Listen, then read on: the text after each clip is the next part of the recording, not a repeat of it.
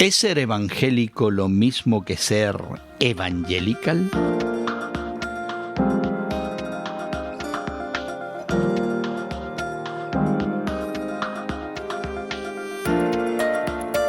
Gracias por acompañarnos entre amigos esta conversación semanal sobre la fe cristiana y el mundo contemporáneo que tenemos hoy Elimelech Cordero, quien es presidente del Seminario Bíblico Hispano de Chicago, y tu amigo Gerson García.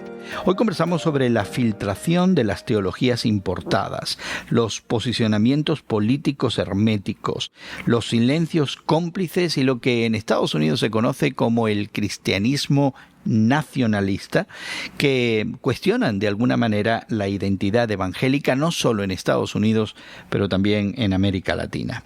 Pero antes te invitamos a suscribirte a nuestro podcast, que encontrarás en tu plataforma de podcast favorita. Encuentra y descarga gratuitamente cada semana Entre Amigos con Gerson García. Escúchalo en Spotify, YouTube y Apple o donde quiera que descargues tus podcasts. También te invitamos a que compartas nuestra conversación en tus redes sociales y que nos sigas regularmente.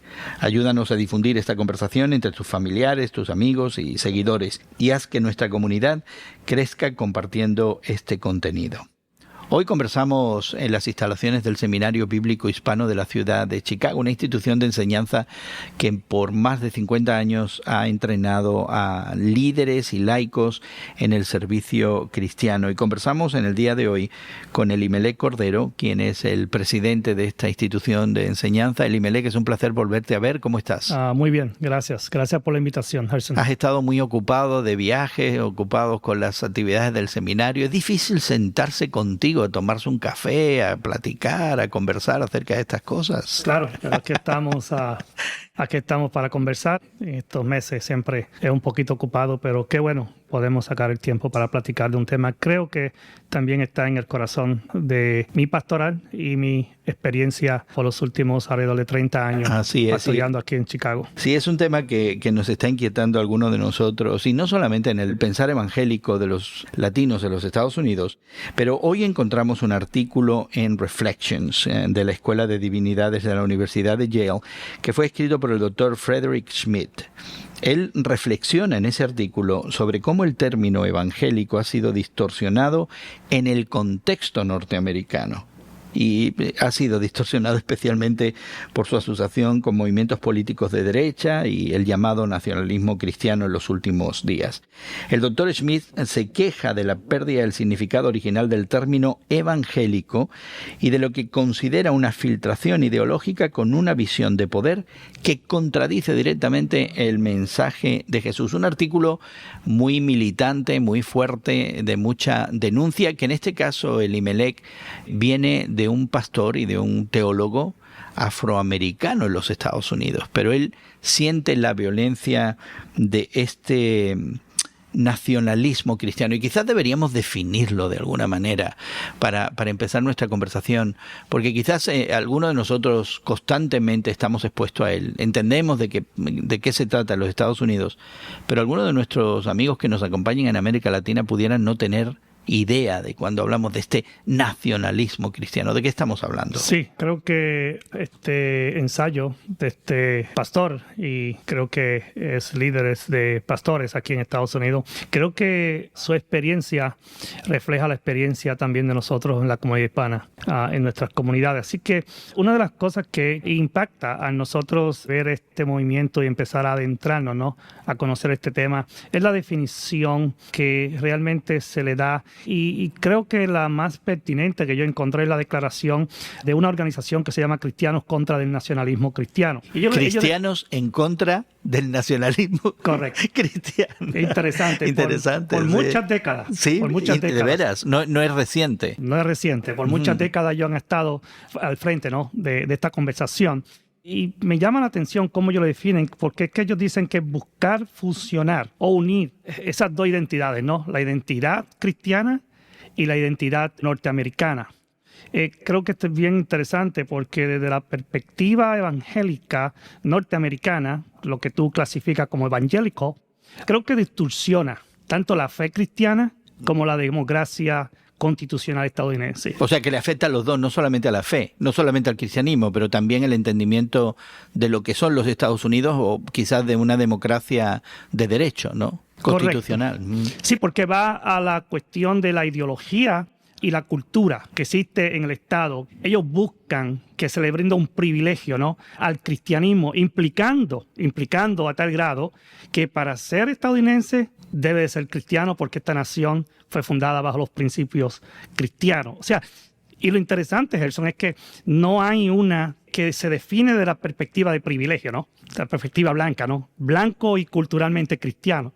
O sea, excluye e incluye. Excluye a todo el que no sea blanco, excluye a todo el que no sea cristiano y violenta, y ahora entiendo esa afirmación de que también violenta el proceso político de una nación en un estado de derecho constitucional, con esta idea de que ahora el Estado es confesional, es decir, que el Estado tiene que ser cristiano, no hay separación entre la fe, la Iglesia y el Estado, algo que hasta hace muy poquito era una total afrenta en los Estados Unidos. Claro, y creo que esa ha sido la tendencia que hemos visto, aunque se desarrolló de muchos años, ha incrementado esa tendencia a este tipo de ideología cultural.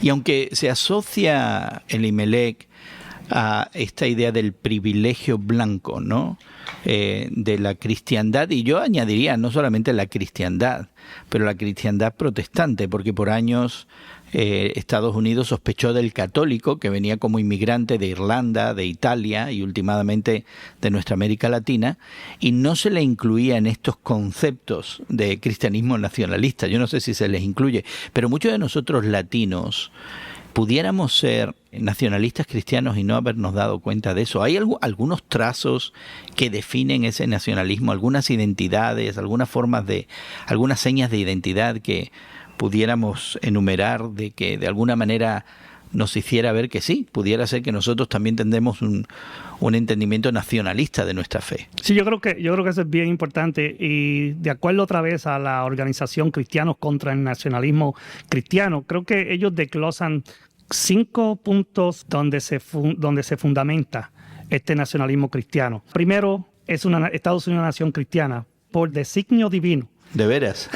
Segundo, los fundadores de Estados Unidos, en lugar de querer desmantelar la religión como unificador de la nación, establecieron una nación basada en principios cristianos. O sea, pero obviamente excluyendo y con un sentido de privilegio en el centro, ¿no?, con hombres blancos como líderes. Otras personas, como por ejemplo los nativos americanos, los africanos, esclavos e inmigrantes, deberían de aceptar y deberían de adaptar a esta narrativa de Estados Unidos como una nación cristiana y aceptar el privilegio blanco. Privilegio y sus líderes. De veras. Cuarto, Estados Unidos ocupa un lugar especial, no solo en la historia mundial, sino también en las Escrituras. Esto es bien interesante, este detalle es lo que es el regreso de Cristo, porque esta idea apocalíptica está bien incrustada dentro de toda esta mentalidad y de todos estos elementos, ¿no? Y por último, ¿no?, que no hay separación entre la Iglesia y el Estado, y nosotros sabemos que nosotros tenemos un Bill of Rights, que el primer de ellos declara bien patente esa separación. Así que, como dijiste ahorita, es una crisis constitucional de poder de Estado. Pero más allá de la preocupación política para muchos de nosotros, ¿no?, de pronto ver un Estado de Derecho donde se ofrecen garantías y responsabilidades, esfumarse con ciertas ideas que ya se experimentaron con ellas en la antigüedad. O sea, esta idea de que un imperio proclama ser inspirado divinamente, yo creo que cada imperio europeo pretendió eso, ¿verdad? Incluso creo que la Alemania nazi buscó en la mitología germánica también los comienzos de su ideología y de su nacionalismo, ¿verdad? Esto no es nuevo, pero ahora pues traen la Biblia y hace algo de violencia a aquellos que no somos ni blancos ni anglosajones ni gozamos de ese privilegio. Hablemos un poquito entonces de cómo recuperar la identidad, porque la preocupación para mí, aparte de la cuestión política, pudiera ser más que nada el hecho de que ahora yo tengo una identidad que cuando yo digo yo soy evangélico, y por eso hago la distinción, tú lo has notado, que como tú dices, me dijiste, ¿verdad? Tú dices evangelical, porque yo estoy pensando que esa identidad de evangélico, como yo lo entendí en mi país, como posiblemente tú lo entendiste en tu Puerto Rico de origen, tiene muy poco que ver con lo que es ahora, en estos días, ser evangelical, pero no ya desde mis opciones políticas o mi visión social, sino desde la fe. Jesucristo dijo, mi reino no es de este mundo, y aquí hay una propuesta de armar una teocracia y un reino de este mundo en el nombre del Señor Jesús. Así que mis objeciones muchas veces gravitan más en términos de lo que dice el Evangelio y cómo, y este artículo lo menciona, el doctor Schmidt dice, bueno, yo me considero una persona tradicionalmente evangélica, dice, originalmente practico una fe centrada en el Evangelio, entiendo la conversión personal, acepto la autoridad de las Escrituras, tengo compromiso para la misión de, en el nombre de Cristo, tratar de cambiar el mundo, mi barrio, hacerlo mejor. Pero sin embargo no me siento identificado con esta visión desde la perspectiva de la fe. Y ahí es donde yo quisiera que pusiéramos el dedo, Elimelech, porque este señor Schmidt dice, no representa la fe del Evangelio. Claro. Yo creo que dentro de eso, Gerson, debemos tratar 2 puntos bien centrales, y yo creo que va a lo que es la reflexión teológica, ¿no? Primeramente, la hermenéutica. ¿Cómo yo puedo recuperar esa identidad yendo a la hermenéutica bíblica? Tradicionalmente, en el término, ¿no?, del enfoque fundamentalista, esa interpretación fundamentalista de las Escrituras, se ha dado en un contexto de una interpretación mecánica, una interpretación estática. O sea, estas son las revelaciones divinas. Como dogma. Que van dentro de la cristiandad y no son cambiantes de acuerdo al contexto. Entonces, aquí se altera algo bien importante, hablando de la hermenéutica, es la contextualización del Evangelio. Entonces, la hermenéutica para mí es fundamental para nosotros recuperar esa identidad.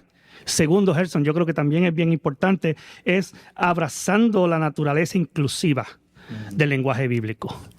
Nosotros hablamos de Juan 3:16, yo creo que hasta denominaciones, ¿no?, iglesias se nombran, tienen este título propio, ¿no?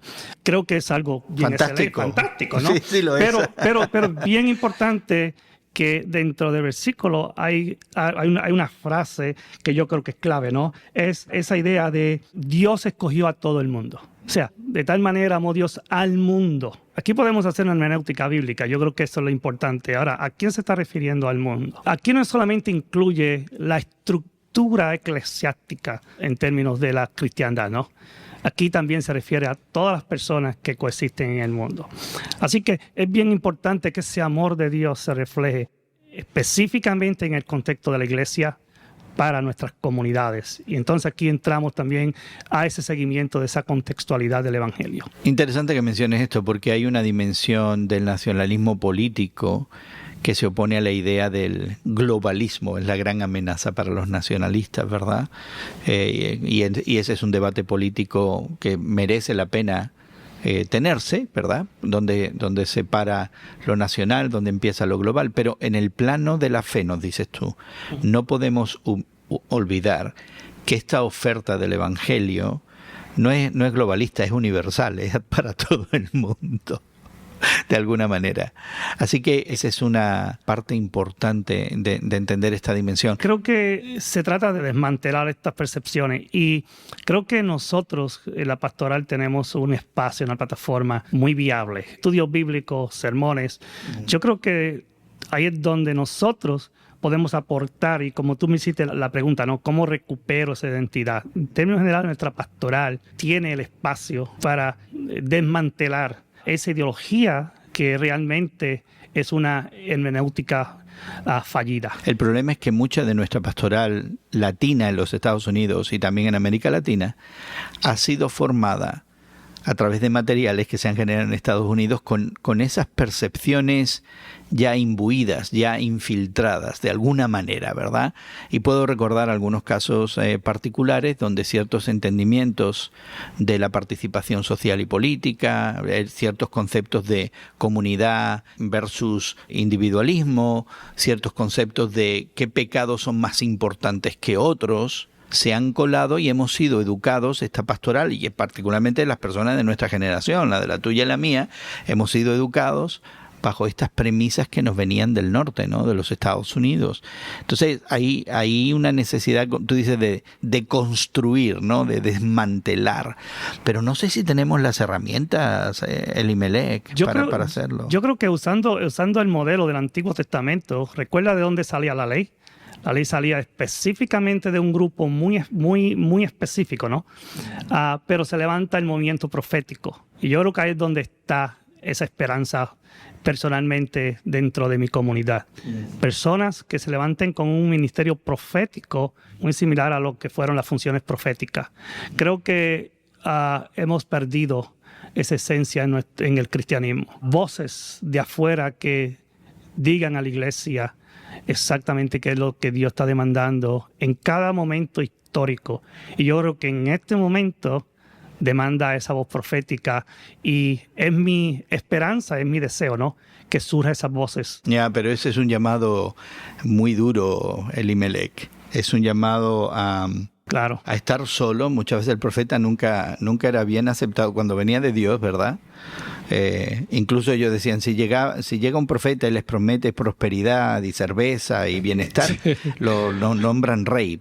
Pero es un llamado a la soledad de alguna manera, y también es un llamado a la oposición de la mayoría, porque la voz profética actúa justamente en un pueblo que no está escuchando lo que debería escuchar. Claro. Y yo creo que, Gerson, quizás donde nosotros también, no sé si esto es otro elemento, parte del elemento los dos elementos que hemos mencionado anteriormente de la hermenéutica, es esa posición de Juan el Bautista, ¿no? Nosotros sabemos el final de Juan el Bautista. Sabemos por qué terminó como terminó. Así que nosotros, desde mi perspectiva evangélica, aquí en Estados Unidos, en Puerto Rico, ya que vine aquí muy joven, ¿no? A los 19 años, a estudiar en una institución norteamericana, es bien importante que nosotros entendamos que esa función es algo que nosotros tenemos que recuperar.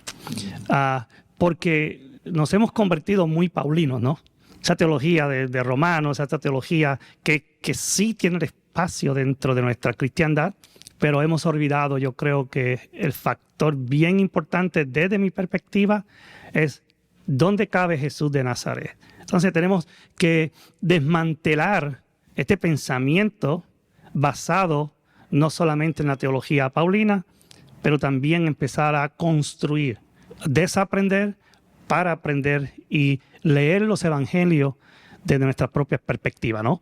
Porque yo creo que ahí es donde se encuentra, para mí, yo creo que ahí es donde se encuentra el secreto. Si nosotros redescubrimos la imagen de Jesús en el contexto del Nuevo Testamento y lo traducimos a nuestro lenguaje, creo que ahí es donde, para mí, se encuentra esa recuperación de la identidad evangélica. Me pregunto también si no tendremos que salir de nuestro entorno norteamericano para personas como tú y como yo, formados en los Estados Unidos, quizás con actitudes un poco más críticas, pero al fin y al cabo, quizás también teniendo que depurarnos y desaprender algunas cosas. Yo tengo una preocupación por las voces que surgen de América Latina y que no hacen eco de la agenda, de la visión y del entendimiento de lo que es comunidad, de lo que es iglesia,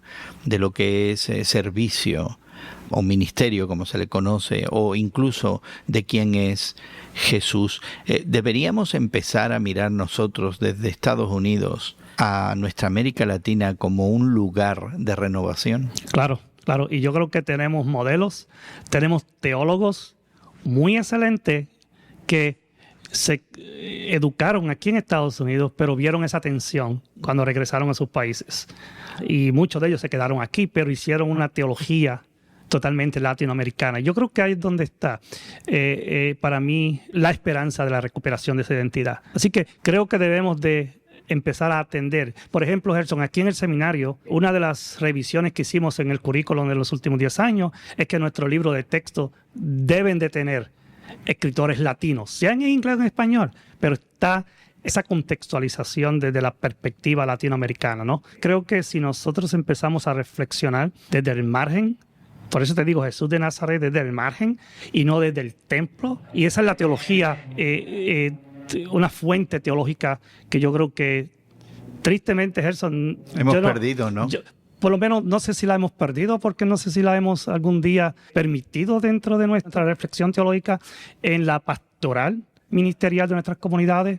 Creo que ahí es donde debemos nosotros empezar a reflexionar. Definitivamente tenemos que seguir hablando de estos temas. Yo estaba pensando que quizás lo hemos hecho a nivel de ethos, ¿no? A nivel de la actividad ética, donde hemos entendido que Jesucristo se emplaza en los márgenes para alcanzar a aquellos que están en necesidad, entre comillas, porque todos estamos en necesidad, tanto en el centro como en los márgenes, pero siempre hemos visto los márgenes como el lugar de ministerio y de necesidad, para ir a ofrecer, pero no que el margen pueda informarnos a nosotros, al centro, acerca de cómo son las percepciones que Dios tiene, ¿verdad? Y Jesucristo muestra que Él se emplazó en los márgenes, en Galilea, que estaba al margen, en el pensamiento que estaba al margen, y en la actividad que eventualmente lo sacó de la ciudad para morir en una cruz fuera de la ciudad, al margen. Así que sí, tenemos que hablar de todas estas cosas. Y también la extensión del cristianismo, ¿no? Que se desarrolla fuera del origen, ¿no? De donde Jesús predicó. Ni en Jerusalén ni en Samaria, sino en lo último de la tierra. Desarrolló, sí. En lo último de la tierra. Bueno, pues queremos animarte a que explores más acerca de estas cosas. Esta conversación obviamente no se ha terminado. Tenemos que seguir investigando, mirando y espero que te inquiete la posibilidad de que si tú, al ver expresiones de una fe que no coincide con lo que tú lees en el Evangelio acerca de Jesús, sus preocupaciones de Jesús, la actividad de Jesús, el pensamiento de Jesús, las palabras de Jesús, que por lo menos te hagas preguntas. Y estaríamos encantados de poder responder alguna de ellas, así que te sugerimos que te suscribas a nuestro podcast, que encontrarás en tu plataforma de podcast favorita. Es gratuito, tenemos conversaciones cada semana y puedes hacerlo de una manera automática y fácil. Búscalo y descárgalo como Entre Amigos con Gerson García. Nos encontrarás en YouTube, nos encontrarás en Spotify, también en Apple. Además, ahí podrás encontrar algunos enlaces a artículos que mencionamos, a pasajes de las Escrituras. Queremos documentar bien nuestras conversaciones y expandir más allá de la conversación la posibilidad de que tú aprendas más, de que conozcas más. Así que hay enlaces ahí importantes y sobre todo podrás encontrar otras conversaciones similares que pudieran ser de tu interés. Te animamos de todo corazón a que nos compartas en tus redes sociales y que invites a otros a ser parte de este podcast. Encontrarás enlaces a nuestras redes sociales también al descargar nuestro podcast en tu plataforma favorita. Agradecemos a nuestros equipos técnicos en México y Estados Unidos que hagan posible que esta conversación llegue hasta ti. También Elimelech Cordero, presidente del Seminario Bíblico Hispano de la ciudad de Chicago. Muchas gracias, hermano, por habernos recibido y por compartir con nosotros en el día de hoy. Gracias. Tenemos que seguir hablando. Un placer, yes. Y tu amigo Gerson García se despide de ti hasta otro momento en el que nos unamos a conversar entre amigos.